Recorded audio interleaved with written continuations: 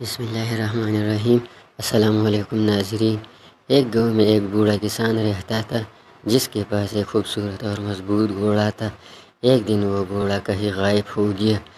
گاؤں والے کسان کے پاس آئے اور افسوس کرتے ہوئے کہنے لگے، بڑا دکھ ہوا کہ تمہارا قیمتی گھوڑا غائب ہے۔ بوڑھا کسان مسکرایا اور بولا، بظاہر تو واقعی دکھ کی بات ہے، لیکن ہو سکتا ہے اس میں بھی کوئی خیر کا پہلو نکل آئے۔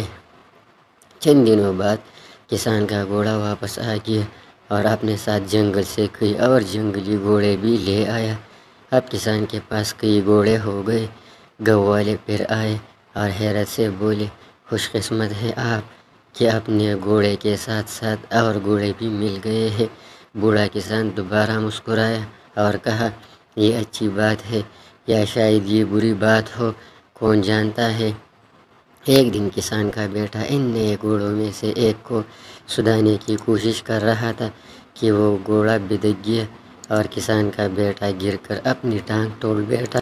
گاؤں والے پھر آئے اور افسوس کرتے ہوئے کہنے لگے، بڑے دکھ کی بات ہے، تمہارے بیٹے کی ٹانگ ٹوٹ گئی۔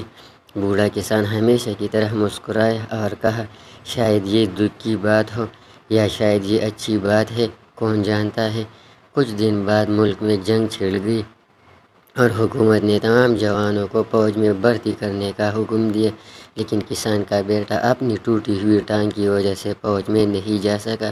گاؤں والے پھر آئے اور کہا، کتنی اچھی بات ہے، تمہارا بیٹا جنگ میں نہیں جا رہا۔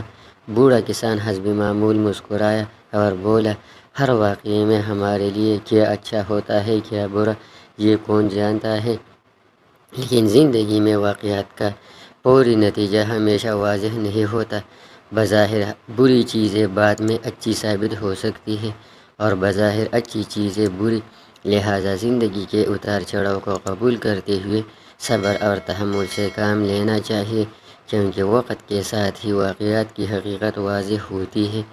یہ سبق معاشرتی طور پر بھی اہم ہے، کیونکہ یہ افراد کو مشکلات میں حوصلہ مند رہنے اور دوسروں کو بھی اس رویے کی تلقین کرنے کا درس دیتا ہے۔